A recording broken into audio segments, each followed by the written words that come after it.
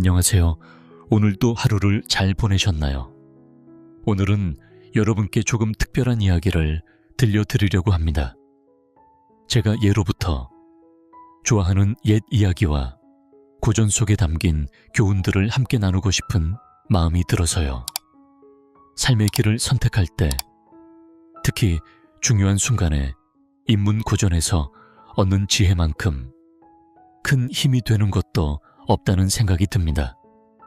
오늘은 중국 춘추전국 시대 손자의 용병술 이야기를 조용하고 부드럽게 들려드릴게요.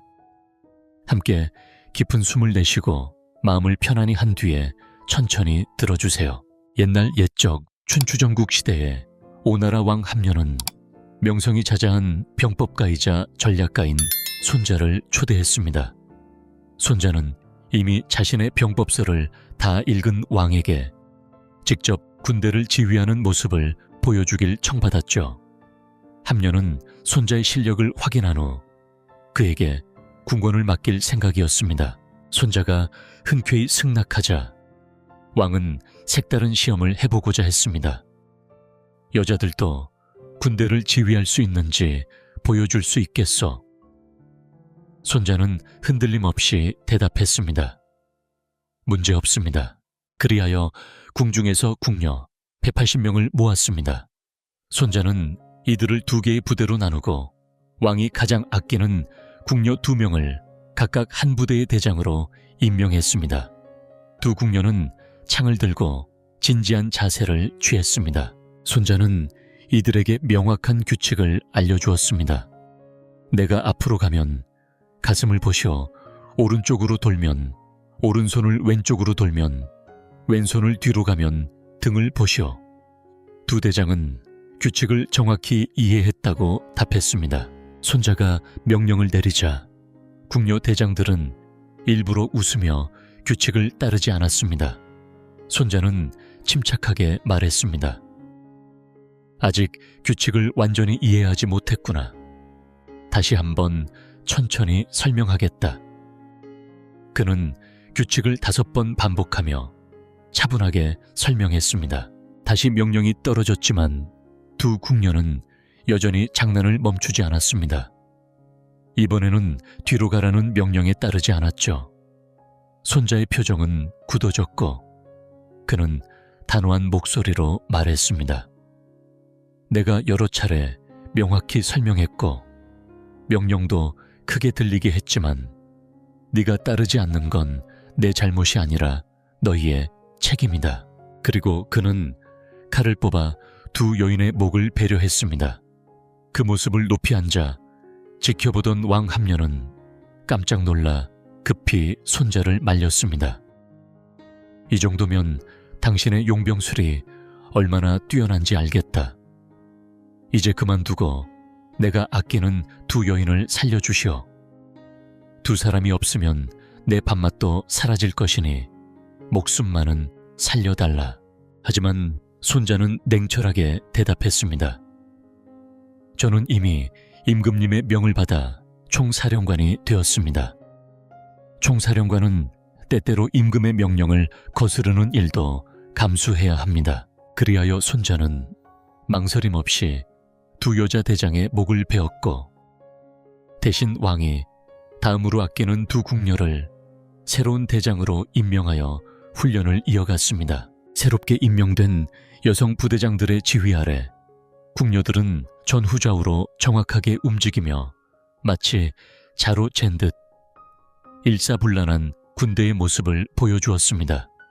그 어느 때보다 엄숙한 분위기 속에서 웃음소리조차 들리지 않았지요. 이후 손자는 오나라의 사령관으로 정식 임명되었고 그의 뛰어난 용병술 덕분에 오나라는 주변 국가들 사이에서 강력한 군사력을 자랑하며 그 위상을 높일 수 있었습니다. 옛날, 아주 먼 옛날 마음씨, 착착하고 고운 한 처녀가 작은 마을에서 살고 있었습니다. 그 처녀는 날마다 바느질을 하며 조용하고 평화로운 나날을 보내고 있었지요. 어느 날 처마 끝에 둥지를 틀고 있던 제비 한 마리가 실수로 땅으로 떨어지고 말았습니다. 다리가 부러져 날아오를 수 없는 모습이 너무나 안타까웠던 처녀는 망설임 없이 다친 제비의 다리를 실로 정성껏 감싸주었지요. 그 후 며칠이 지나자 제비의 다리는 서서히 나아져 다시 날갯짓을 할 수 있게 되었습니다. 봄이 찾아오던 어느 날, 고마운 제비는 강남 지방에서 자라는 박 하나를 부리에 물고 와 처녀의 뜰에 떨어뜨렸습니다. 처녀는 이 박씨를 소중히 심고 날마다 정성스레 돌보았습니다. 시간이 흘러 가을이 찾아오자 마침내 큰 박 하나가 열렸지요. 처녀가 호기심에 그 박을 열어보니 그 안에서 수많은 보물이 쏟아져 나왔습니다. 이로 인해 처녀는 큰 부자가 되어 주변 사람들에게도 알려졌답니다. 하지만 이웃에 사는 심술궂은 한 처녀가 이 이야기를 듣고 질투심이 생겼습니다. 그 처녀는 자기 집에 둥지를 틀고 살던 제비를 일부러 잡아 다리를 부러뜨리고 마치 아픈 제비를 돌보는 척하면서 다시 다리를 실로 묶어주었습니다. 그리고 제비가 봄에 박씨 하나를 물고 왔을 때는 기뻐하며 박씨를 심었죠. 가을이 되어 큰 박이 열리자 흥분한 그 처녀는 박을 열어보았는데 놀랍게도 박 안에서 수많은 독사들이 기어나와 그 처녀를 물어 결국 목숨을 잃고 말았습니다. 이 이야기는 비슷한 예시야기들과 닮았는데 한설에 따르면 원나라 때 몽골에서 우리 고려 여성들을 통해 전해졌다고 전해집니다. 또 다른 이야기로 어느 고을에 덕망 있고 자비로운 현령이 있었습니다. 그의 이름은 진식이라 했는데 그는 백성들을 사랑하고 공정하게 다스려 마을 사람들의 존경을 한 몸에 받았습니다. 어느 해에는 마을에 큰 흉년이 들었고 진식은 백성들을 돕기 위한 방법을 고심하고 있었습니다. 그러던 중 그의 집 지붕 대들보 위에 누군가가 앉아있는 것을 느꼈습니다. 알고 보니 도둑이었지만 진식은 일부러 아무 말도 하지 않고 아들을 불러 방으로 오게 했죠. 아들이 방에 들어오자 진식은 진지하게 말했습니다. 도둑질을 하는 사람도 원래 그런 사람이 아니란다. 어릴 적 잘못된 습관이 점점 그 사람의 본성인 양 굳어진 것뿐이지. 저 대들보 위에 있는 도둑도 처음부터 그런 사람이 아니었을 게다. 우리 모두가 올바르게 행동하지 않으면 헛된 생각에 빠질 수 있단다. 너도 이제부터 좋은 습관을 들여야 한다. 이 말에 대들보 위에 있던 도둑은 깜짝 놀라 서둘러 내려와 진식 앞에 무릎을 꿇었습니다. 제가 큰 잘못을 저질렀습니다. 다시는 도둑질하지 않고 마음을 바르게 고치겠습니다. 진식은 도둑의 얼굴에서 진심 어린 후회의 빛을 보았습니다. 그는 도둑을 용서하고 명주 두루마기를 주며 돌려보냈지요. 이 소문이 마을에 퍼지자 사람들은 다시 한번 진식의 너그러움과 덕망에 감탄하며 존경을 표했습니다. 한편 옛날 어느 나라에는 닭싸움을 즐기는 왕이 있었습니다. 여러 번 경기를 보았지만 진정 강한 싸움닭을 찾지 못해 답답해하던 왕은 결국 나라 최고의 닭 조련사를 불렀습니다. 왕은 그에게 말했습니다. 세상에서 가장 강한 싸움닭을 만들어 내보아라. 조련사는 왕의 명령을 받들어 건강하고 힘센 닭 한 마리를 골라 훈련을 시작했습니다. 한 달 후 왕이 찾아가 물었지요. 조련은 어떻게 되어 가는가? 조련사는 대답했습니다. 아직 멀었습니다. 닭은 겨우 무의미한 힘을 버렸을 뿐입니다. 2달, 3달이 지나도 마찬가지였습니다. 닭은 이제 상대에게 직접 달려들진 않았지만 여전히 버티며 화를 내고 싸움다운 태도를 갖지 못했습니다. 그러던 어느 날 1년이 지나자 조련사는 마침내 왕에게 말했습니다. 이제 됐습니다. 이 닭은 상대가 함부로 다가올 엄두를 내지 못할 것입니다. 왕은 그 말을 듣고 매우 만족하며 진정한 강함이란 시간을 두고 만들어지는 것임을 깨달았습니다. 마지막으로 세상 부러울 것 없는 한 왕이 있었습니다. 그는 늘 값비싼 비단옷을 걸치고 진수성찬을 즐겼지만 마음은 공허했습니다. 그의 신하들은 모두 충성스럽게 일했지만 왕은 무엇보다 진정한 행복이 무엇인지 깊이 생각했습니다. 옛날 어느 나라에 겉으로 보기에는 더 바랄 것 없는 사람이 살고 있었습니다. 그는 왕이 내린 좋은 옷과 풍족한 음식 덕분에 편안하고 호화로운 생활을 누리고 있었지요. 하지만 어느 날 그 나라에 매우 까다롭고 복잡한 문제가 찾아왔습니다. 왕은 그 문제를 해결하기 위해 며칠 밤낮 깊은 생각에 잠겼지만 만족스러운 답을 찾지 못했습니다. 결국 그는 모든 신하들을 불러 모아 각자 좋은 의견을 내도록 부탁했습니다. 그러나 신하들 또한 뾰족한 해결책을 내놓지 못했고 오히려 머리를 싸매는 일만 계속되었습니다. 결국 왕은 깊은 한숨을 내쉬며 이렇게 말했습니다. 정말 왕 노릇이 이렇게 힘든 줄은 몰랐구나. 이 일이 너무나도 버겁다.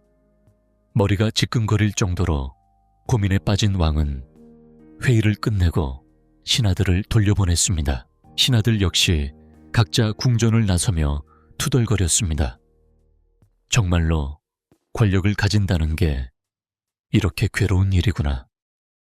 이 골칫거리를 어찌할까?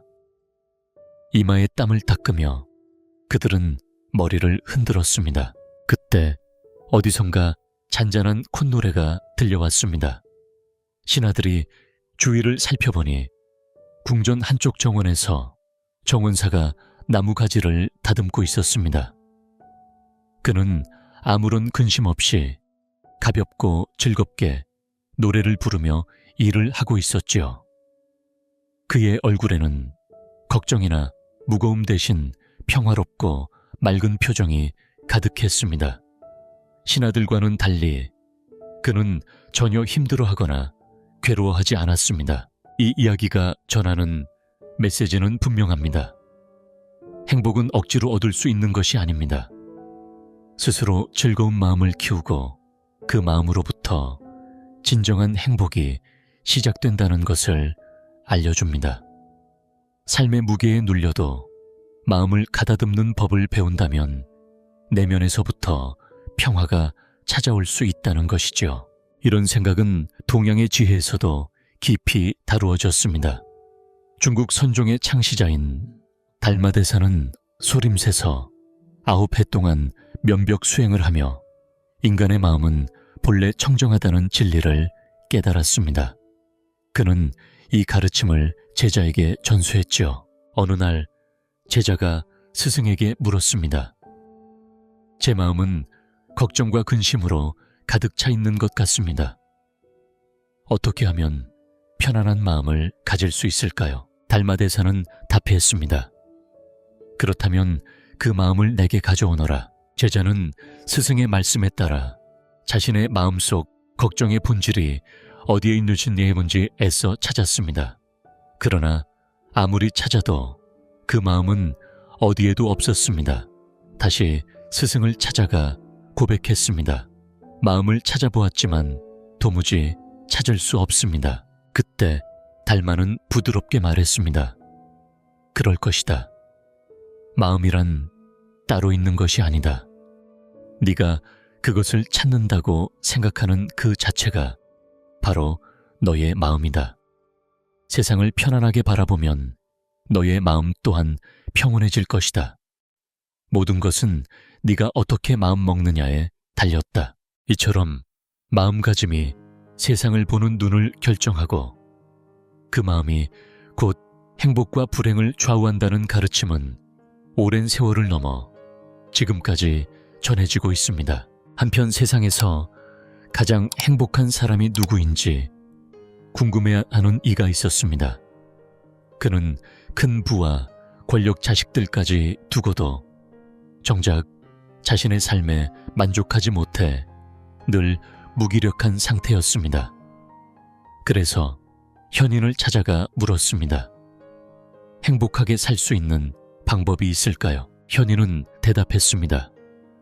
세상에서 가장 행복한 사람을 찾아 그의 속옷이라도 얻어 입으면 당신도 행복을 누릴 수 있을 것이다. 그 말을 듣고 그는 행복한 사람을 찾아 나섰습니다.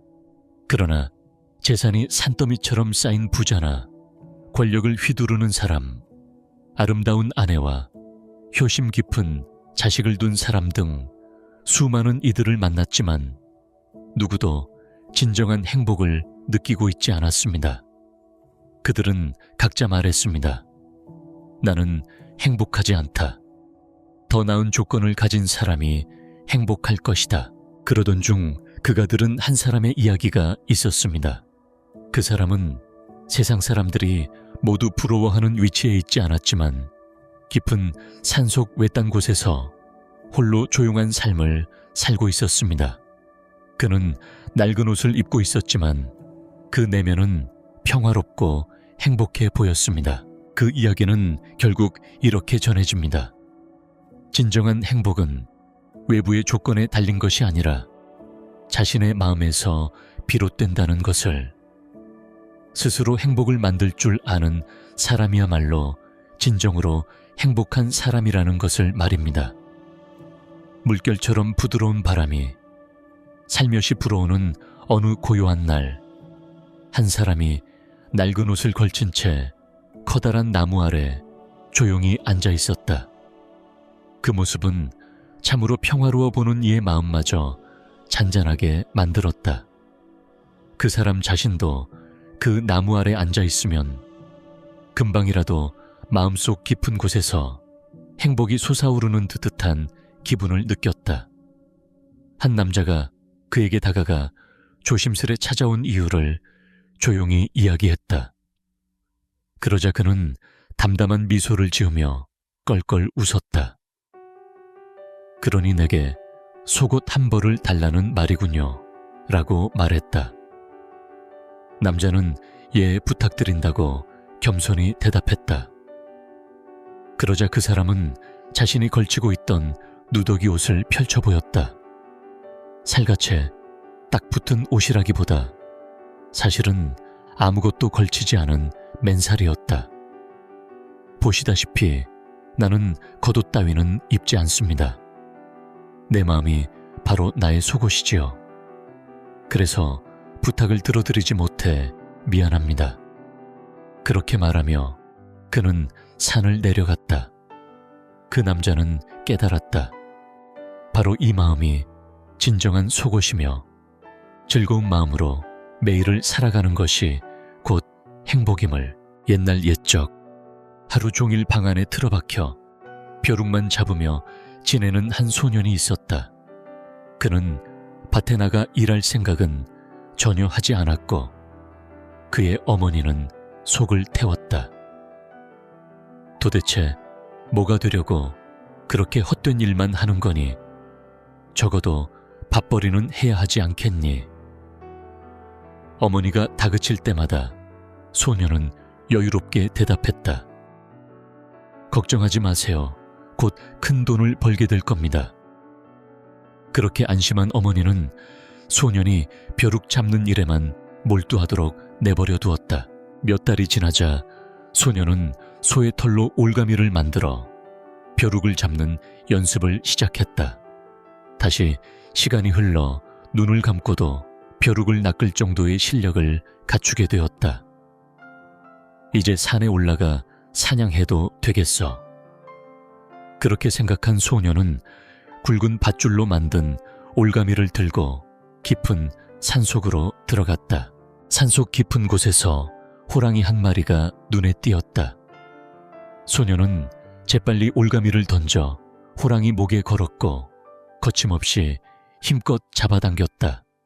그러자 호랑이는 격분하여 달려들어 소년을 통째로 삼켜버렸다. 그러나 소녀는 올가미 줄을 놓지 않고 호랑이의 뱃속을 지나 항문을 뚫고 밖으로 나왔다. 그는 밧줄을 커다란 나무에 단단히 묶었다.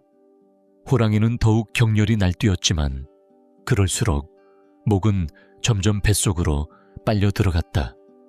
마침내 호랑이의 목이 항문을 뚫고 나오면서 몸이 뒤집혔다. 소녀는 나무에 묶인 밧줄을 풀어 호랑이를 끌고 산을 내려왔다. 이후 그는 이 방법으로 여러 마리의 호랑이를 잡아 큰 부자가 되었다고 전해진다. 또 한편 오래전 현명한 장수가 병사들을 이끌고 전쟁터에 나갔다. 적의 숫자는 아군보다 훨씬 많았고 병사들은 불안에 떨며 싸움에 나서기를 꺼렸다. 이에 장군은 병사들을 모아 말하였다. 싸움의 승패는 하늘과 땅의 신명들이 정하는 것이니 신이 반드시 우리를 도울 것이다. 그러나 한 병사는 여전히 불안한 목소리로 말했다. 장군님, 제가 동전을 높이 던져 보겠습니다. 동전이 땅에 떨어질 때 글씨가 보이면 신이 우리를 도울 것이니 공격하고 뒷면이 나오면 퇴각하겠습니다. 모두가 그 말에 고개를 끄덕였고 장군은 동전을 높이 던졌다. 땅에 떨어진 동전은 확실히 글씨가 위를 향하고 있었다. 장군은 다시 병사들에게 외쳤다. 아직도 신의 뜻을 확인하지 못한 자가 있다면 내가 다시 한번 동전을 던져 확인하겠다. 병사들은 다시 한번 동전 던짐에 마음을 모았고 두 번째 던짐에서도 글씨가 위를 향한 것을 보았다. 그렇게 병사들의 사기는 크게 올랐고 승리를 향해 힘차게 나아갔다. 옛날 진나라 시절 어려운 상황 속에서도 꿋꿋이 자기 일을 묵묵히 해내던 한 지혜로운 관리, 꽝이라는 사람이 있었습니다. 그는 하남 지방에서 태수로 근무하며 언제나 신중하게 일을 처리했고 주변 사람들로부터 깊은 신뢰를 받았습니다. 그런 그에게는 아주 친한 친구 한 명이 있었는데 이 친구는 자주 꽝의 집을 방문해 함께 술잔을 기울이곤 했습니다. 하지만 어느 날부터인가 그 친구가 꽝의 집에 찾아오지 않자 꽝은 이상한 마음에 직접 친구의 집을 방문했습니다. 문을 열고 들어가 보니 친구의 얼굴은 예전과 달리 초조하고 초췌해져 있었고 몸도 많이 쇠약해 보였습니다. 왜 이렇게 됐느냐고 묻자 친구는 힘없이 대답했습니다. 며칠 전 당신과 술을 마실 때 내 술잔 속에 뱀 같은 것이 비쳤어. 그때는 당신이 농담을 하는 줄 알고 그냥 마셨는데 그 후로 몸이 점점 약해지기만 하오. 친구의 말에 꽝은 심상치 않다고 생각하며 그날 함께 술을 마셨던 방으로 돌아갔습니다. 그 방벽에는 뱀 그림이 그려진 활이 걸려 있었는데 그 뱀 그림자가 술잔 속에 비쳤던 것이었음을 깨달았습니다. 다음 날 꽝은 다시 친구를 초대해 같은 장소에서 술을 마셨습니다. 술을 따라준 후에 꽝이 물었습니다. 술잔 속에 무엇이 보이는가? 친구는 고개를 숙여 잔을 들여다보았고 여전히 뱀이 보인다고 답했습니다. 그제서야 꽝은 웃으며 말했습니다. 그 뱀은 내 마음속 근심과 걱정이 만든 그림자일 뿐이야. 저 벽에 걸린 활의 뱀 무늬가 잔에 비쳐 있을 뿐 실제로 내 몸에 해를 끼치지 않아. 그 말을 들은 친구는 오랫동안 마음속에 품고 있던 불안과 걱정에서 벗어나 점차 건강을 회복할 수 있었습니다. 또 다른 이야기가 있습니다. 옛날에 마음씨 좋은 부자가 2명의 하인을 자유롭게 해주기로 결심했습니다. 내일 아침이면 너희는 자유인이 될 것이다. 오늘 밤에는 마지막으로 한 가지 일을 부탁하겠다. 부자가 말하자 2 하인은 각기 다른 반응을 보였습니다. 한 명은 이런 마지막까지 일만 시키니 참 야박한 분이야 라며 투덜거렸고, 다른 한 명은 내일 자유의 몸이 된다는 것이 얼마나 다행인지 모르겠네. 주인의 마지막 부탁이니 열심히 하자 라며 마음을 다잡았습니다. 그날 밤 2 하인은 가느다란 새끼줄을 꼬기 시작했습니다. 한 명은 정성껏 튼튼하고 가늘게 꼬았고, 다른 한 명은 대충 얼기설기 엮은 뒤 일찍 잠자리에 들었습니다. 다음 날 아침, 주인은 2 하인을 불러 말했습니다. 이제부터 너희는 내 하인이 아니라 자유인이다. 그동안 고생 많았으니 어젯밤에 만든 새끼줄로 이 돈 꾸러미에 달린 엽전들을 자유롭게 가져가거라. 결과는 분명했습니다. 정성껏 가늘고 튼튼하게 꼰 새끼줄을 만든 하인은 많은 엽전을 문제없이 꿰어가지고 갈 수 있었지만, 불평하던 하인은 너무 굵게 꼬아서 엽전을 제대로 꿰일 수 없었습니다. 결국 그의 욕심과 게으름 때문에 자유를 누릴 기회를 제대로 활용하지 못했던 것입니다. 마지막으로 어느 숲속에 아주 영리한 토끼 한 마리가 살고 있었습니다. 하루는 굶주림에 지친 토끼가 먹을 것을 찾아 숲을 헤매다가 결국 마을까지 내려왔습니다. 코를 쫑긋 쓰며 향기로운 냄새를 따라가 보니 사람들의 집 근처에서 맛있는 냄새가 솔솔 풍겨왔습니다. 배고픔에 지친 토끼는 이 냄새를 따라가며 다가올 음식을 찾으려 마음을 다잡았습니다. 옛날 어느 곳에 콩밭이 펼쳐져 있었어요. 토끼는 그 콩밭이 잘 자라고 있는 것을 보고는 기쁜 마음에 펄짝펄짝 뛰며 달려갔죠. 하지만 그곳은 단순한 콩밭이 아니었어요. 바로 사람 손으로 만들어진 함정 덫이 놓인 위험한 장소였습니다. 토끼는 자신도 모르게 덫에 걸리고 말았죠. 2 팔과 2 다리가 꼼짝달싹할 수 없게 되었지만 주위에는 도와줄 이 하나 없었어요.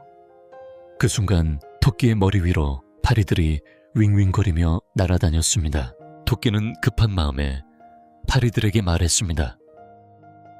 파리님, 제발 저를 도와주세요. 이대로 있으면 저는 죽고 말 거예요. 평소 토끼는 파리 따위에는 관심도 없었고 신경 쓰지 않았지만 이번만큼은 간절히 부탁할 수밖에 없었어요. 위기의 순간 토끼는 자신의 처지를 살려 영리한 생각을 냈던 거지요. 그 말을 들은 파리는 흔쾌히 도와주겠다고 했습니다. 내가 어떻게 널 도울 수 있겠느냐만 내 친구들을 많이 불러내어 네 몸에 앉게만 하면 될 거야. 토끼가 부탁한 대로 파리들은 하나둘 모여들어 토끼의 몸 구석구석에 붙었습니다. 얼마 지나지 않아 콩밭에 덫을 놓은 사냥꾼이 들어왔어요. 그런데 갑자기 파리떼가 몰려든 것을 보고는 깜짝 놀랐죠. 사냥꾼은 놀라서 토끼를 얼른 덫에서 빼내어 멀리 내던졌습니다. 토끼는 가까스로 목숨을 구했고 평소 무시했던 파리들에게 진심으로 고개를 숙여 감사 인사를 전했습니다. 그렇게 작은 파리들이 큰 도움이 될 줄은 토끼도 몰랐던 일이었죠. 한편 조선을 세우던 시절의 이야기도 있습니다. 그 시기 조정에는 높은 벼슬을 가진 많은 대신들이 있었어요. 그중 박씨 성을 가진 한 정승도 있었습니다. 그는 동료들과 함께 기방을 찾았는데 그곳에는 미모와 춤 솜씨로 유명한 기생 설중매가 있었습니다. 술잔이 돌면서 분위기는 금세 무르익었고 사람들은 흥겨운 시간을 보내고 있었어요. 그러다 한 사람이 정승에게 다가가 술잔을 건네며 말했습니다. 대감께서 정말 현명한 선택을 하셨습니다. 세상의 흐름을 따라야만 진정한 지혜로 인정받는 법이지요. 박정승은 원래 고려 말기에 강직한 성품으로 알려진 인물이었지만 마음속 욕심을 버리지 못해 조선으로 넘어온 사람이었어요. 그는 웃으며 대답했어요. 하하, 현자라는 말은 너무 과한 칭찬입니다만 지금 생각해보면 그때는 나도 쓸데없는 고집을 부렸던 것 같습니다. 시간이 흘러 정승은 옆에 앉아있던 중매에게 농담을 던졌습니다. 내가 들은 바로는 아침에는 동쪽 마을에서 밥을 먹고 저녁에는 서쪽 마을로 가 잠을 잔다고 하던데 오늘은 나와 함께 밤을 보내지 않겠느냐. 하지만 설중매는 정승을 곱게 보지 않았고 그 말에 화가 났어요. 그러나 이내 입가에 미소를 띠며 대답했습니다. 좋습니다. 어차피 대감과 나는 천생연분이니까요. 천생연분이라니 벌써 내가 마음에 들었다는 뜻인가요? 어제는 고려 왕조를 섬겼고 오늘은 조선의 왕을 따르는 대감과 함께하게 되었으니 이것이야말로 참된 인연 아니겠습니까?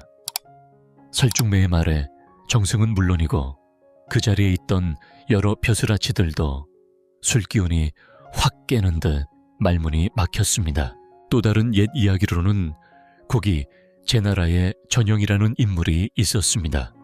그는 자기 나라를 떠나 낯선 땅에 성을 쌓으려 했어요. 이 소식을 들은 세객은 그 계획을 반대하며 나섰습니다. 그래서 전영은 관리들에게 명령하여 외부인들이 절대 성 안으로 들어오지 못하게 했지요. 그러던 중 제나라 출신의 한 사람이 나서서 말했습니다. 제가 길게 말하지 않고 단 3마디만 하겠습니다. 만약 3마디 이상 말한다면 불감에 삶아 죽이겠다는 약속을 받았죠. 그는 딱 3마디만 말하고 조용히 물러나려 했습니다. 하지만 청각이 그를 붙들고 말했습니다. 조금 더 자세히 설명해보라. 그러나 그는 더 이상 입을 열지 않았어요. 이에 청각은 다시 말했습니다. 약속한 3마디 이외에 더 말해도 죽이지 않겠다. 자세히 말해보라. 그제야 그는 조금씩 말을 이었습니다. 전의 대화에 관한 이야기를 들은 적이 있습니다. 혹시 주공께서 그 이야기를 알고 계실는지요? 이야기마다 느껴지는 따뜻한 정과 깊은 지혜는 오늘을 사는 우리에게도 잔잔한 울림을 줍니다. 토끼가 위기에서 벗어나기 위해 지혜를 발휘한 것처럼 사람들도 서로를 이해하고 배려하며 살아가야 한다는 것을 일깨워줍니다. 조선 초기에 정승과 기생의 이야기는 세상 흐름에 맞추어 지혜롭게 행동하는 삶의 의미를, 전영과 세객의 이야기는 소통과 신중한 대화의 중요성을 상기시켜줍니다. 이제 깊게 숨을 들이쉬고 이 부드러운 이야기 속에 몸과 마음을 맡겨봅니다. 삶의 고단함도 잠시 잊고 편안한 꿈속으로 천천히 들어가 보세요. 옛날 어느 마을에 커다란 물고기 이야기가 전해 내려오고 있었습니다. 그 물고기는 너무나도 거대해서 아무리 튼튼한 그물로 잡으려 해도 빠져나가기 일쑤였고 날카로운 갈고리로도 끌어당길 수 없는 존재였습니다. 하지만 그 물고기가 강한 파도에 떠밀려 어느 모래톱에 올라가면 마치 아주 작은 동물들처럼 땅강아지나 개미처럼 약하고 연약한 것들의 뜻에 따라 움직일 수밖에 없다고 했죠. 그때 전영이라는 사람이 무릎을 끌어안고 앉아 먼 곳을 응시하며 속삭였습니다. 내 나라의 상황은 지금 마치 죽은 물과도 같소. 물 밖으로 나간 물고기는 결코 다시 살아날 수 없듯이 나라가 이렇게 되면 희망을 찾기 어려워요. 그는 이어서 말했습니다. 하지만 죽음은 또한 주나라를 떠나 새로운 땅에 성을 쌓으려 하오. 이는 마치 스스로 물 밖으로 나와 모래톱에 올라서는 것과 같지요. 저녁이 다가오자 전영은 깊이 생각에 잠겨 결국 그 설당에 성을 쌓는 일을 포기하게 되었습니다. 한편 산골마을의 오래된 집에서 닭을 키우는 남자가 있었습니다. 어느 날 그는 산에 갔다가 우연히 독수리 알 하나를 발견했습니다. 그 알을 보자 갑자기 마음속에 그 알을 부화시켜 보고 싶다는 생각이 스며들었고 그는 조심스럽게 알을 집으로 가져와 자신의 닭둥지에 넣었습니다. 닭은 자신의 알과 함께 독수리 알도 품었죠. 며칠이 지나자 알에서 병아리들이 깨어나기 시작했고 독수리 새끼도 알을 깨고 세상으로 나왔습니다. 독수리는 아기들을 먹이며 하루 종일 병아리들과 함께 놀았고 저녁이면 함께 둥지에서 잠들었습니다. 시간이 흐르면서 병아리들은 어미닭의 모습을 점점 닮아갔습니다. 아침이 되면 힘찬 울음소리로 새벽을 알렸고 날개를 퍼덕이며 하늘로 날아오르려 애썼죠. 특이하게도 독수리 새끼도 병아리들의 행동을 따라하려고 노력했습니다. 울음소리를 똑같이 내려고 애썼고 커다란 날개를 펴고 하늘로 날아오르는 대신 그저 날개를 퍼드득거리며 흉내만 냈습니다. 세월이 흘러 닭도 독수리도 모두 늙어갔습니다. 어느 날 닭장 안에서 잠들어 있던 독수리가 문틈 사이로 밖을 내다보았습니다. 그때 커다란 날개를 활짝 펼치고 하늘을 자유롭게 나는 멋진 독수리 한 마리가 눈에 들어왔습니다. 그 모습을 본 독수리는 금세 잠에서 깨어나 숨죽이며 바라보았죠. 그렇게 멋지게 하늘을 나는 새는 평생 처음 본 광경이었기 때문이었습니다. 정말 아름답구나. 너는 저렇게 멋지게 날아본 적이 있니? 독수리는 옆에 있던 닭에게 물었습니다. 그러자 닭은 잠에서 깨어난 독수리에게 날카롭게 대답했습니다. 어리석은 놈 같으니 저건 분명 독수리가 아니라 그냥 새일 뿐이야. 매일 저 위에서 날고 있었는데 왜 이제 와서 신기해하는 거지? 닭은 부리를 세우며 그 독수리를 비웃었고 독수리는 겁을 먹고 고개를 숙이며 뒤로 물러섰습니다. 또 다른 이야기로 성격이 급한 젊은이가 어느 날 부자를 찾아갔습니다. 그는 하소연했습니다. 아무리 열심히 일해도 돈이 모이지 않습니다. 저도 선생님처럼 부자가 되고 싶은데 그 비결을 알려주십시오. 부자는 그에게 조용히 물었습니다. 그동안 어떤 일을 해봤지?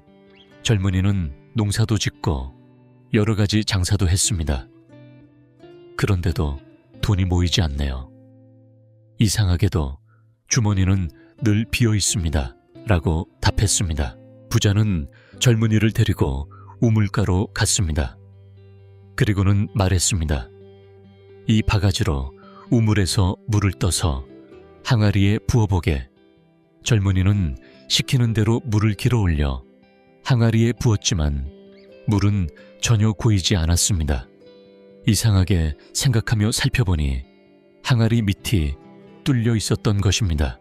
밑비 빠진 항아리에 물을 부으면 물이 고일 리 없지. 부자가 말했습니다. 이번에는 깨진 바가지로 물을 길어 올려보라고 했습니다. 그런데 이번에는 항아리가 온전했지만 바가지가 깨져 있어서 아무리 물을 떠도 항아리에 물이 쌓이지 않았습니다. 이번엔 항아리는 멀쩡한데 바가지가 깨져서 물이 새나가네. 그 깨진 바가지로 계속 물을 길어 올려보게. 부자는 그렇게 말하며 집으로 돌아갔습니다. 젊은이는 그 말대로 하루 종일 깨진 바가지로 물을 길어 항아리에 담았습니다. 그리고 놀랍게도 저녁이 되자 항아리는 가득 차 있었습니다. 깨진 바가지에서 떨어지는 몇 방울의 물이 모여 결국 항아리를 채우게 된 것이죠. 옛날 옛적 물이 새지 않는 단단한 항아리를 채우는데 결국 방울의 물이 가득 찼던 때가 있었습니다. 그제야 젊은이는 왜 지금까지 불을 모으지 못했는지 그 이유를 깨닫게 되었습니다. 바로 냉철한 손자의 병법 때문이었죠. 중국 춘추전국 시대에 제 나라에서 태어난 손자는 군사의 전략과 전술에 대해 깊은 지혜를 지녔습니다. 그는 적을 알고 나를 알면 100번 싸워도 100번 모두 이긴다 는 유명한 가르침을 남겼습니다. 어느 날 손자는 오나라 왕인 려의 초청을 받아 그의 궁에 방문했습니다. 려 또한 손자의 명성을 익히 알고 있었고 그의 병법서를 모두 읽은 뒤 실제로 손자가 군대를 지휘하는 모습을 보고 싶어 했습니다. 그래서 려는 손자에게 병권을 맡기기로 마음먹었죠. 손자는 흔쾌히 그 요청을 받아들였습니다. 그러자 려는 색다른 시험을 해보고 싶다며 이렇게 말했습니다. 여자들도 군대를 지휘할 수 있겠어? 손자는 전혀 개의치 않고 자신 있게 대답했습니다. 물론 문제없습니다. 그리하여 려는 궁중에서 가장 아름다운 궁녀 180명을 불러 손자에게 넘겼습니다. 손자는 그들을 2개의 부대로 나누었고 려가 가장 아끼는 2명의 궁녀를 각 부대의 지휘관으로 임명하여 창을 들게 했습니다. 손자는 그들에게 말했다. 여러분은 오른손과 왼손 가슴과 등이 어디 있는지 잘 알고 있겠지요. 2 지휘관은 자신 있게 대답했습니다. 네, 잘 알고 있습니다. 손자는 규칙을 분명히 알리기로 마음먹고 계속 설명했습니다. 내가 앞으로 나아가면 가슴을 바라보고 오른쪽으로 돌면 오른손을 왼쪽으로 돌면 왼손을 그리고 뒤로 가면 등을 바라보아야 한다. 이 규칙을 확실히 숙지시킨 뒤 손자는 명령을 내렸습니다. 오른쪽으로 돌라. 하지만 2 지휘관은 장난스럽게 규칙을 무시한 채 웃음을 터뜨렸고 명령을 제대로 따르지 않았습니다. 손자는 잠시 멈추더니 부드럽지만 단호한 목소리로 말했습니다. 아직 규칙을 완전히 이해하지 못한 것 같구나. 내가 다시 한번 자세히 설명해 주겠다. 그리고는 5번이나 천천히 또박또박 같은 규칙을 반복해 알려주었습니다. 다시 한번 명령을 내렸습니다. 이번에는 뒤로 움직여라. 그러나 이번에도 2 지휘관은 장난을 멈추지 않고 고집을 부렸습니다. 손자의 표정은 점점 굳어졌고 그는 엄숙하게 말했습니다. 10번 넘게 규칙을 설명하고 명령을 내렸음에도 불구하고 이를 따르지 않는 것은 내 책임이 아니다. 이것은 너희 2 사람의 잘못이다. 이어 손자는 칼을 뽑아들며 2 궁녀의 목을 베려는 순간 높은 곳에 앉아있던 려가 이를 목격했습니다. 자신이 가장 아끼는 2 여인이 죽음에 이를 위기임을 알고 크게 놀라 급히 손자에게 전가를 보냈습니다. 그만하라. 당신의 병법이 뛰어나다는 것은 충분히 알겠다.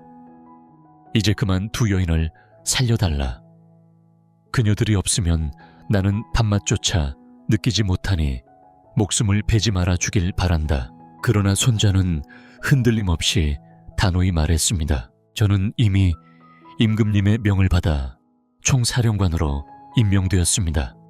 총사령관이 군대를 지휘할 때에는 임금의 명령을 넘어서는 결정을 내릴 수도 있습니다. 그리하여 손자는 냉정하게 두 여장군의 목을 베고 다음으로 려가 아끼는 2명의 궁녀를 불러 새로운 지휘관으로 임명하여 훈련을 계속했습니다. 그 후 여자들은 전후 좌우로 정확하게 뛰어다니며 마치 자로 재듯 일사불란하게 움직였습니다.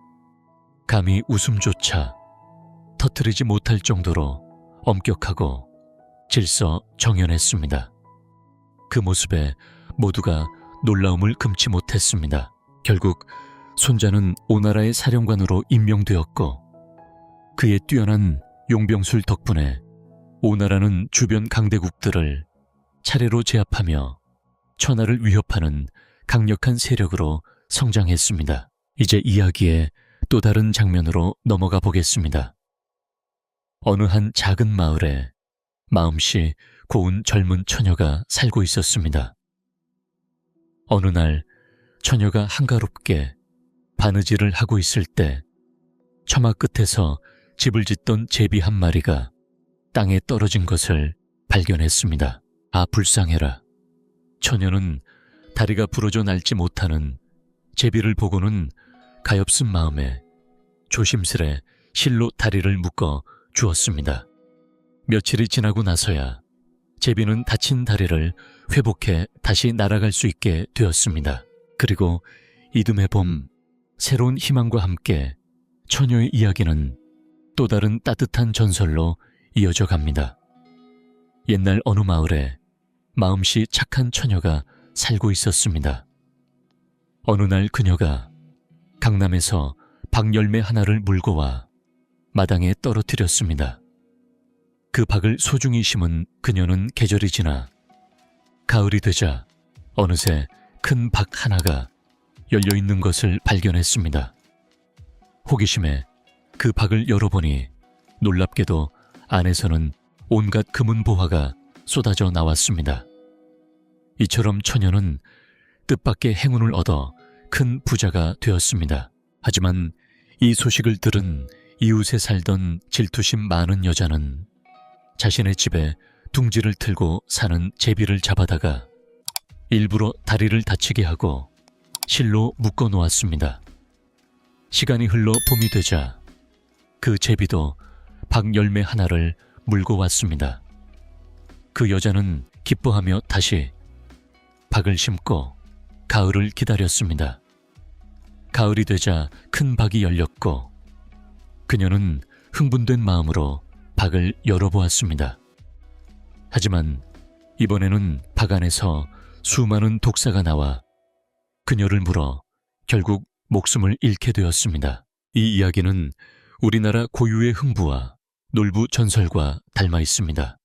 옛 고려시대부터 내려오는 귀한 여성들의 선한 마음과 그에 따른 복과 벌의 교훈을 담고 있다고 전해집니다. 한편 어느 작은 고을에 덕망 높은 현령진식이라는 사람이 있었습니다.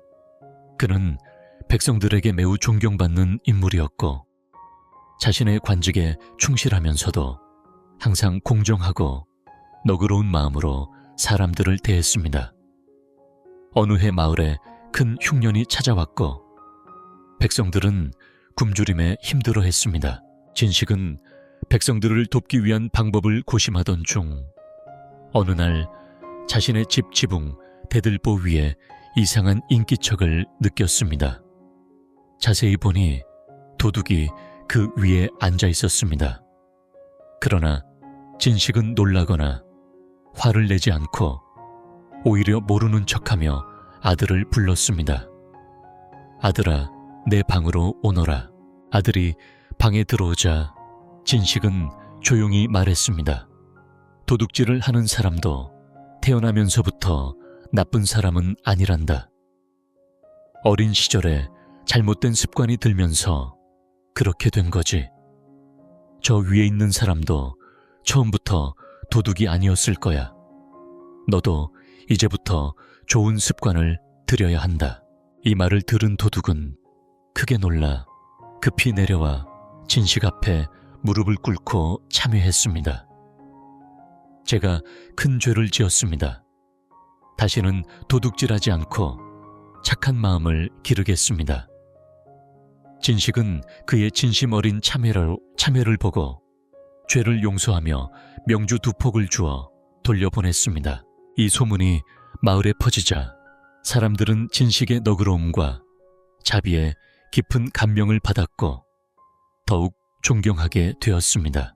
또 다른 이야기로 옛날 어느 나라에 싸움닭 경기를 주관하는 왕이 있었습니다. 그는 오랜 시간 많은 닭싸움을 지켜봤지만 확실히 강한 닭을 찾을 수는 없었습니다. 이에 그는 나라 최고의 투개 조련사를 불러 가장 강한 싸움닭을 만들어 달라고 명했습니다.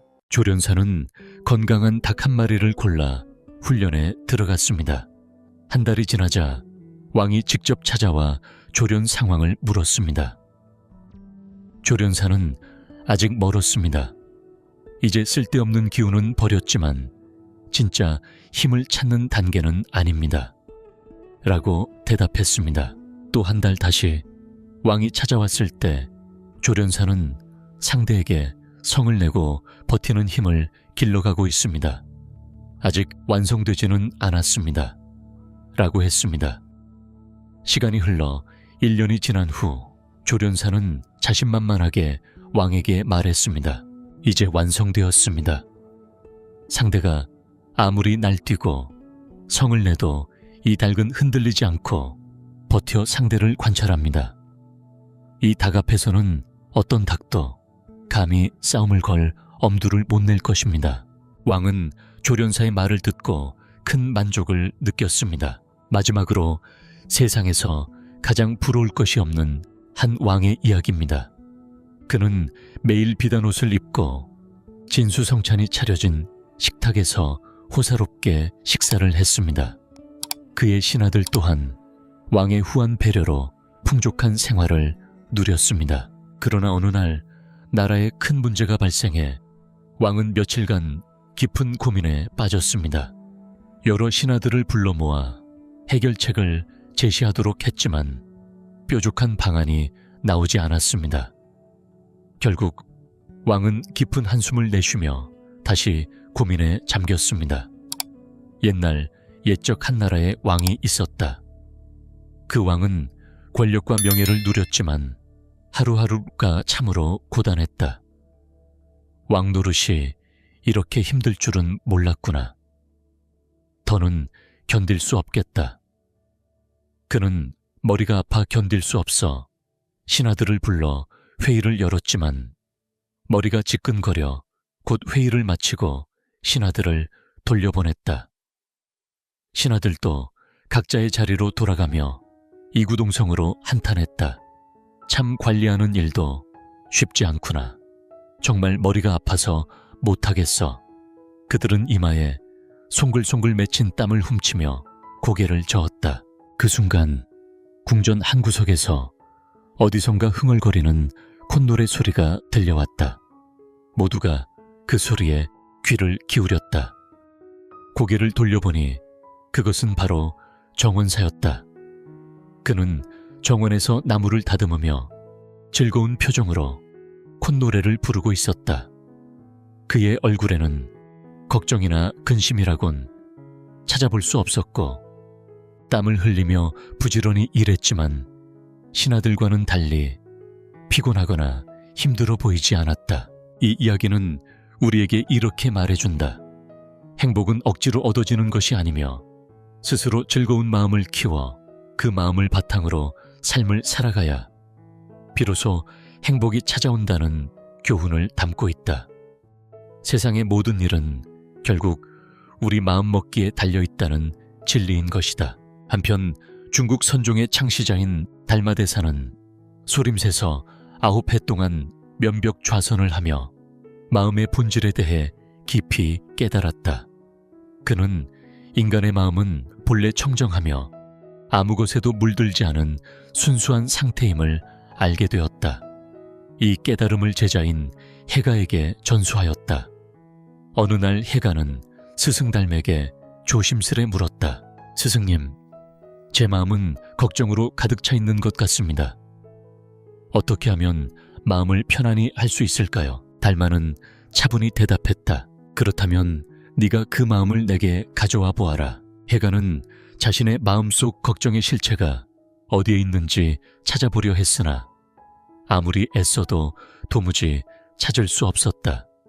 결국 다시 스승에게 돌아와 말했다. 스승님, 아무리 찾아도 제 마음은 보이지 않습니다. 이에 달마는 미소 지으며 말했다. 그럴 것이다. 마음이라는 것은 따로 있는 것이 아니다. 네가 그것을 마음이라 생각하는 것이 바로 내 마음인 것이다. 만약 편안하다는 생각으로 세상을 바라본다면 네 마음도 자연히 편안해질 것이다. 모든 세상의 일은 결국 네가 어떻게 생각하느냐에 달려있는 법이다. 또 다른 이야기로 예전 어떤 부유한 사람이 있었다. 그는 부와 권력을 겸비해 남들이 부러워할 만한 삶을 살고 있었다. 자식도 여러 명 있었고 세상의 모든 것을 가진 듯 보였다. 하지만 이상하게도 그는 세상사의 재미를 느끼지 못했고 마음 한구석에 늘 허전함과 심드렁함이 자리 잡고 있었다. 어느 날 그는 이 세상에서 진정으로 행복한 사람이 누구인지 알고 싶어 유명한 현자를 찾아가 물었다. 제가 어떻게 하면 즐겁고 행복한 마음으로 살 수 있을까요? 현자는 잠시 생각하더니 말했다. 세상에서 가장 행복하게 사는 사람을 찾아 그의 옷 한 벌만 얻어 입어 보아라. 그러면 너도 그의 행복을 조금은 누릴 수 있을 것이다. 그 말을 들은 그는 즉시 행복한 사람을 찾아 떠났다. 하지만 그런 사람을 찾는 것은 결코 쉬운 일이 아니었다. 그는 먼저 큰 재산을 쌓아놓고 사는 사람을 찾아갔으나 그 사람은 씁쓸하게 말했다. 내가 행복하다고 아니다. 진짜 행복한 이는 따로 있을 것이다. 다음으로는 막강한 권력을 가진 사람을 찾아갔지만 그도 마찬가지였다. 나라고 행복한가 그렇지 않다. 그는 이후에도 아름다운 외모를 가진 사람 효자 효녀 그리고 자식을 여러 명 둔 이들까지 찾아가 보았지만 모두가 한결같이 행복하지 않다고 답했다. 그렇게 수많은 사람을 만난 끝에 그는 드디어 모두가 행복하다고 입을 모아 소개해준 한 사람을 찾게 되었다. 그 사람은 깊은 산속 외딴 곳에서 홀로 살고 있었다. 그가 그곳에 도착했을 때 그 사람은 낡고해진 옷을 걸친 채 고요한 나무 밑에 앉아 있었다. 그의 모습은 세상의 번잡함과는 달리 평화롭고 온화했다. 바라보는 이의 마음마저도 편안해질 만큼 조용한 분위기가 감돌았다.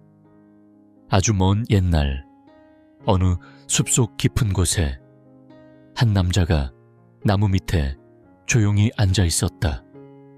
그는 아무 말 없이 그저 나무 그늘에 기대어 앉아 있으면 마음 한켠이 평화롭고 행복해질 것만 같은 기분이 들었다. 그 순간 그에게 다가온 또 한 사람이 있었다.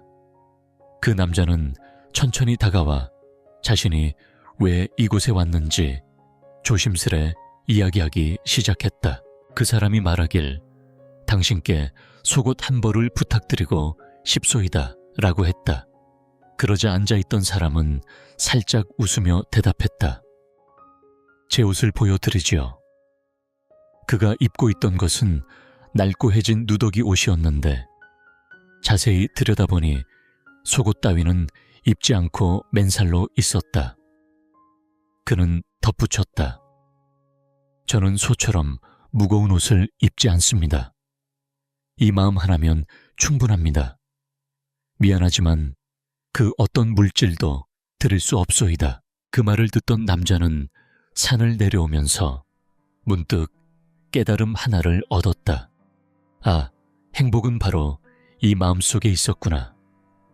즐겁고 가벼운 마음으로 하루하루를 살아가는 것, 그것이야말로 진정한 행복이었구나.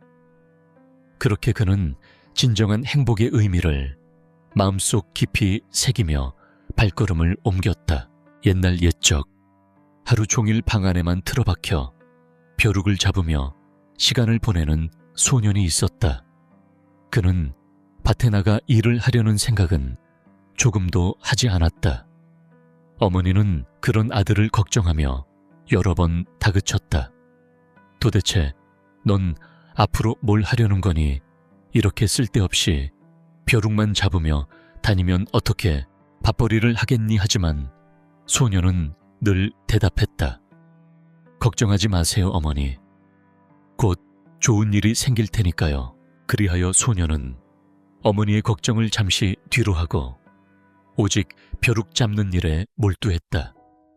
몇 달이 지나자 소녀는 머리카락을 이용해 작은 올가미를 만들어 벼룩을 낚는 연습을 시작했다. 다시 시간이 흐르고 그는 눈을 감고도 벼룩을 잡을 만큼 솜씨가 늘었다. 이 정도 실력이면 산에 올라가 사냥을 해도 되겠어. 그렇게 결심한 소녀는 굵은 밧줄로 큰 올가미를 만들어 깊은 산속으로 들어갔다. 산중턱쯤 가자 호랑이 한 마리가 눈앞에 나타났다. 소녀는 재빨리 올가미를 던져 호랑이 목에 걸고 힘껏 끌어당겼다. 화가 난 호랑이는 소년에게 달려들어 꿀꺽 삼켜버렸다. 그러나 소녀는 올가미 줄을 놓지 않고 호랑이 뱃속을 지나 항문을 뚫고 빠져나왔다. 그리고 밧줄을 큰 나무에 단단히 묶었다. 격분한 호랑이는 몸부림치며 소리를 질렀지만 점점 자신의 목이 몸속으로 끌려 들어가더니 결국 거꾸로 뒤집히고 말았다. 소녀는 그제야 밧줄을 풀어 호랑이를 끌고 산을 내려왔다. 이후로도 소녀는 이런 식으로 많은 호랑이를 잡아 큰 부자가 되었다고 한다. 한때 지혜로운 장수가 군대를 이끌고 적과 싸우고 있었다. 그런데 적군의 병력이 아군보다 훨씬 많다는 사실에 병사들은 이미 마음이 약해져 있었다. 싸움에 나서기도 전에 두려움이 가득했다. 이 모습을 본 장군은 병사들을 불러 모아 말했다. 싸움의 결과는 천지신명의 뜻에 달려있다. 신은 반드시 우리를 도울 것이니 두려워하지 말라. 그러나 여전히 불안해하는 병사 한 명에게 나서서 말했다. 장군님, 제가 이 엽전을 높이 던져서 글자가 위를 향하면 신이 우리를 돕는 뜻이니 공격할 것이고 글자가 아래를 향하면 신이 돕지 않는 것이니 철수하겠습니다. 모두가 그 말에 동의했고 장군은 엽전을 높이 던졌다. 엽전은 땅에 떨어질 때 글자가 선명하게 위를 향하고 있었다. 병사들의 사기는 조금씩 올라갔다. 장군은 다시 한번 엽전을 던지며 병사들에게 물었다. 아직도 신의 뜻을 의심하는 자가 있느냐? 모두는 다시 한번 던지자고 외쳤다. 이번에도 결과는 같았다. 글자가 위를 향하고 있었던 것이다. 좋다, 내 뒤를 따르라. 장군이 외치자 병사들은 용기를 얻어 적을 향해 돌진했고 마침내 승리를 거두었다. 전쟁이 끝난 후 참모가 장군에게 물었다. 운이 좋았습니다. 만약 엽전이 뒤집혀 떨어졌다면 병사들의 사기는 완전히 꺾였을 것입니다. 장군은 웃으며 참모에게 보여주었다. 이 엽전은 앞뒤 모두 글자가 새겨져 있네. 그렇게 지혜로운 장군의 용기와 지략은 전쟁의 흐름을 바꾸었다고 전해진다. 어느 날 광이라는 사람이 있었습니다. 그는 친구가 평소와는 다르게 매우 초조하고 얼굴빛도 창백한 것을 보고 이상하게 여겼습니다. 그래서 궁금한 마음에 그 친구의 집을 찾아가 보았습니다. 친구의 얼굴은 예전과 달리 많이 상해 있었고 힘없이 말을 이었습니다. 얼마 전 네가 나와 함께 술을 마실 때 내 술잔 속에 뱀이 비치는 걸 보지 못했어. 그때 나는 단순히 네가 술에 취해 그렇겠거니 했는데 그 이후부터 몸이 점점 약해졌어. 광은 친구의 말을 듣고는 더욱 의아해졌습니다. 그래서 전에 함께 술을 마셨던 장소로 다시 찾아갔습니다. 그곳에서 그는 벽에 걸린 활을 보았는데 그 활에는 뱀 그림이 정교하게 그려져 있었습니다. 그리고 그 뱀 그림자의 모양이 친구의 술잔 속에 비쳤던 것이었습니다. 다음 날 광은 친구를 다시 그 장소로 초대해 함께 술자리를 가졌습니다. 광이 먼저 술잔에 술을 따라주며 물었습니다. 이번에는 술잔 속에 무엇이 보이나? 친구는 술잔을 들여다보았고 여전히 뱀이 비치는 것을 발견했습니다. 그러자 광이 미소를 지으며 말했습니다. 네가 술잔 속에서 본 뱀의 정체는 바로 저 벽에 걸린 활에 그려진 뱀이지. 그 뱀의 그림자가 술잔에 비친 것뿐이야. 그 말을 듣자 친구의 마음속에 쌓였던 근심과 불안이 조금씩 사라지기 시작했습니다. 사실 친구는 아무 일도 아닌 것을 두고 자신을 괴롭히고 있었던 것이었습니다. 또 다른 옛날 이야기입니다. 한 부유한 주인이 두 하인을 오랫동안 성실하게 부렸습니다. 그리고 어느 날 두 하인을 자유의 몸으로 놓아주기로 결심하며 말했습니다. 내일 아침이면 너희들은 자유인이 될 것이다. 그 전에 오늘 밤 마지막으로 해야 할 일이 있다. 가늘고 길게 새끼를 꼬아 튼튼하게 만들어 두거라. 주인의 말이 끝나자 한 하인은 투덜거리며 말했습니다. 참으로 까다로운 양반이군. 마지막까지 일을 시키다니. 하지만 다른 하인은 주인의 말에 감사하며 말했습니다. 불평하지 말게. 내일이면 우리 자유인이 될 텐데 얼마나 다행인가. 마지막 일이니 정성껏 하자꾸나. 그는 새끼를 가늘고 견고하게 꼬기 시작했습니다. 반면 불평하는 하인은 대충 얼버무려 엉성하게 꼬아놓고 일찍 잠들었습니다. 다음 날 아침 주인은 하인들을 불러 말했습니다. 이제부터 너희는 하인이 아니라 자유인이다. 그동안 고생했으니 어젯밤 만든 새끼를 가지고 가라. 결과는 확연히 달랐습니다. 성실하게 꼬아 튼튼한 새끼를 만든 하인은 그 새끼로 엽전을 많이 묶어 가져갔습니다. 하지만 엉성하게 만든 새끼를 가진 하인은 새끼가 너무 굵어 엽전을 제대로 묶을 수 없어 얼마 가지 못했습니다. 마지막으로 지혜로운 토끼 이야기를 들려드릴게요. 어느 날 한 토끼가 배고픔에 시달려 숲속을 헤매다가 결국 마을 근처까지 내려오게 되었습니다. 그곳에서 구미를 당기는 냄새가 코끝을 스쳤고 토끼는 냉큼 그쪽으로 달려갔습니다. 다행히도 그곳은 콩밭이었고 토끼는 안도하며 달려갔지만 그것은 함정이었습니다. 토끼는 사람이 설치한 덫에 걸리고 말았습니다. 주변을 둘러보아도 도와줄 사람은 없었습니다. 바로 그때 토끼 머리 위로 파리들이 윙윙거리며 날아다녔습니다. 위기에 처한 토끼는 재빨리 생각했습니다. 그리고는 파리들에게 간절히 부탁했습니다. 파리님, 제발 저를 도와주십시오. 도와주지 않으면 저는 이곳에서 죽을 수밖에 없습니다. 평소에는 파리 따위는 신경 쓰지도 않았던 토끼였지만 절체절명의 순간에 도움을 청하지 않을 수 없었습니다. 옛날 어느 때 꾀가 뛰어난 토끼 한 마리가 있었습니다. 토끼는 자신을 잡으려는 사냥꾼에게서 벗어나기 위해 기발한 계획을 세웠지요. 어느 날 토끼는 파리에게 다가가 간절한 부탁을 했습니다. 친구들이 많으니 제 몸에 모두 모여 앉아주겠소. 그러면 내가 살 수 있어. 파리는 처음에 의아해하며 말했지요. 내가 어떻게 그렇게 할 수 있겠소?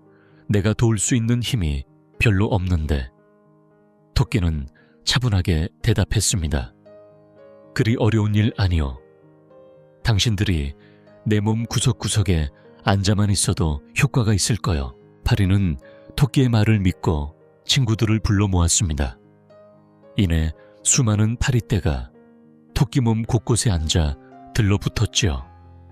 잠시 후 사냥꾼이 콩밭으로 들어왔을 때 파리떼가 모여있는 모습을 보고 깜짝 놀라 화들짝 놀라던 그는 그 무리들을 허겁지겁 내던지며 도망쳤습니다. 덕분에 토끼는 목숨을 건질 수 있었고 깊은 은혜를 느낀 토끼는 파리들에게 정성껏 고마움을 전했습니다. 한편 조선을 세울 무렵의 이야기입니다. 조정에는 고려에서 높은 벼슬을 지냈던 신하들이 여럿 있었습니다. 그중 한 정승 박씨는 동료들과 함께 어느 날 기방을 찾았습니다. 그곳에는 뛰어난 미모와 재능을 가진 설중매라는 기생이 있었습니다. 술잔이 오가고 좌중의 분위기는 빠르게 무르익었지요. 그때 누군가 박정승에게 술잔을 건네며 말했습니다. 대감께서는 매우 현명한 판단을 하셨습니다. 때로는 시대의 흐름에 따라야만 현자로 인정받는 법이지요. 사실 박정승은 고려 말기에 강직하기로 이름난 인물이었으나 조선 건국 후에도 예전의 고집을 버리지 못한 채 살아가고 있었습니다. 술기운에 그는 잠시 자신의 고집을 반성하는 듯했지요. 그가 옆에 앉은 중신에게 조심스레 말을 걸었습니다. 네가 아침에는 동쪽 마을에서 밥을 먹고 저녁에는 서쪽 마을로 가서 잠을 잔다고 들었는데 오늘 밤은 나와 함께 보내겠느냐? 설중매는 그런 희롱에 이미 마음이 상해 있었지만 입가에 은은한 미소를 띠며 대답했습니다. 좋습니다. 어차피 대감과 저는 천생연분이니까요. 박정승은 깜짝 놀라며 말했습니다. 천생연분이라니 벌써 내가 좋아졌단 말인가? 나는 어제까지 고려 왕조를 섬겼고 오늘은 조선 왕조를 섬기는 사람이니 어찌 천생연분이 아니겠는가? 설중매의 날카로운 한마디에 모두가 술기운이 확 깨는 듯했죠. 그날 밤의 분위기는 오래도록 좌중의 입에 오르내렸습니다. 또 다른 이야기로 고대 제나라의 전영이라는 자가 자기 나라를 떠나 설당에 성을 쌓으려 했습니다. 이 소식을 들은 객들은 반대하며 전영의 측근 관리들에게 세금을 일체 보내지 말라는 명령을 내렸습니다. 그때 제나라 출신의 세계라는 인물이 나서서 짧게 말을 하겠다고 요청했습니다. 허락해 주시면 단 3마디만 하겠습니다. 만약 더 말하지 못하면 죽임을 당할 각오도 되어 있습니다. 그의 진심 어린 청을 들은 관리들은 그를 들여보냈고 세계는 약속대로 3마디를 전영에게 했습니다. 그러나 말이 끝나자마자 그는 도망치듯 자리를 떠나려 했습니다. 전영은 그를 붙들고 좀 더 자세히 말해보라 고 요구했지만 세계는 침묵했습니다. 전영은 약속한 3마디 외에도 말해도 죽이지 않겠다고 했고 그제야 세계는 입을 열어 옛 대화에 관한 이야기를 들려주기 시작했습니다. 이 모든 이야기들은 우리에게 지혜와 인내 사람 사이의 이해와 용서가 얼마나 중요한지 부드럽고 따뜻하게 알려줍니다. 오늘 밤 이 이야기를 마음에 담고 깊은 숨을 들이마시며 천천히 내쉬다 보면 모든 근심과 피로가 사라지고 평화로운 잠 속으로 들어갈 수 있기를 바랍니다. 옛날 어느 곳에 강가 근처에 사는 한 사람이 있었습니다. 그는 큰 그물이나 튼튼한 고리로도 잡을 수 없는 어떤 존재에 대해 이야기하고 있었습니다. 나는 그것을 어떻게든 붙잡으려 해도 아무리 힘을 써도 도저히 잡히지 않는다오. 하지만 그 존재가 파도에 밀려 어느 모래톱에 올라서게 되면 마치 땅 위의 작은 생물들처럼 강아지나 개미처럼 그 자리에 머무르게 마련이지. 그는 무릎을 끌어안고 앉으며 자신의 생각을 조심스레 털어놓았습니다. 그는 말했다. 지금 우리나라 상황이 마치 죽음의 강물과도 같소. 물에서 떨어진 물고기는 절대로 살아남을 수 없듯이 나라가 물과 같은 근원을 떠나버리면 결코 존속하지 못할 것이오. 그러나 주군께서는 그 물을 떠나 새로운 땅에 성을 쌓으려 하오. 이는 마치 물고기가 자기 의지로 물을 떠나 모래톱에 올라서려는 것과 같은 어리석은 짓이 아닐 수 없어. 이 말을 듣고 주군은 깊은 생각에 잠겼습니다. 결국 그는 그 계획을 포기하기로 결심했고 모래톱에 성을 쌓으려던 꿈을 내려놓았습니다. 한편 상기슬게 사는 늙은 농부가 있었습니다. 그는 평범하게 닭을 키우며 조용한 삶을 살고 있었죠. 어느 날 산을 오르던 중 우연히 독수리의 알 하나를 발견하게 되었습니다. 농부는 갑자기 그 알을 부화시켜 보고 싶다는 생각이 들어 그 알을 조심스럽게 집으로 가져왔습니다. 그리고 자신의 닭둥지에 그 독수리 알을 넣어 함께 품게 했습니다. 며칠 후 닭의 알에서 병아리들이 깨어났고 독수리 알에서도 새끼 독수리가 조심스레 모습을 드러냈습니다. 그 새끼 독수리는 닭들과 함께 자라기 시작했습니다. 독수리도 닭들이 먹는 모이를 함께 먹으며 하루 종일 병아리들과 어울렸고 저녁이 되면 모두 함께 둥지에 모여 잠들었습니다. 시간이 흐르면서 병아리들은 점점 어미닭의 모습과 행동을 닮아갔습니다. 아침마다 힘찬 울음소리를 내며 날개를 퍼덕여 보았고 날아보려고 부지런히 발버둥 쳤습니다. 하지만 신기하게도 독수리는 닭들을 따라하려 애썼지만 하늘 높이 날아오르려는 시도는 하지 않았습니다. 대신 그저 닭들처럼 허둥대며 움직이고 부드럽게 푸드덕거리는 소리만 흉내냈습니다. 세월이 더 흘러 닭과 독수리 모두 늙어갔습니다. 어느 날 닭장 안에서 졸고 있던 독수리는 갑자기 눈을 떠 하늘을 바라보았습니다. 멀리서 멋진 독수리 한 마리가 넓은 날개를 펼치고 우아하게 비행하는 모습이 눈에 들어왔습니다. 그 장면에 독수리는 크게 놀라 잠이 확 달아났습니다. 그는 이렇게 말했습니다. 저 새 정말 멋지구나. 너는 저렇게 하늘 높이 훨훨 날아본 적이 있니? 옆에서 졸고 있던 닭이 투덜거리며 대꾸했습니다. 바보 같은 녀석. 저건 진짜 독수리야. 매일 저 위에서 날고 있었는데 뭘 그렇게 새삼스럽게 놀라느냐. 닭은 독수리를 훈계하려 했지만 독수리는 겁에 질려 꼬리를 말고 물러설 수밖에 없었습니다. 또 다른 이야기입니다. 성격이 급한 젊은이가 부자를 찾아가 조언을 구했습니다. 저는 열심히 일해도 돈이 모이지 않습니다. 어르신처럼 부자가 되고 싶은데 그 비결을 가르쳐 주십시오. 부자는 젊은이에게 물었습니다. 지금까지 무슨 일을 해보았나? 젊은이는 답했습니다. 농사도 짓고 여러 장사도 해보았습니다. 열심히 일했는데도 늘 주머니가 비어 있습니다. 부자는 그를 데리고 우물가로 갔습니다. 자, 이 바가지로 우물에서 물을 길어 항아리에 부어보게나. 젊은이는 시키는 대로 했지만 이상하게도 항아리에 물이 고이지 않았습니다. 자세히 보니 항아리 밑이 뚫려 있었던 것입니다. 밑 빠진 독에 물 붓는 격이로군. 부자가 말했습니다. 다시. 부자는 새 바가지와 항아리를 준비해 주었지만 이번에는 바가지가 깨져 있었습니다.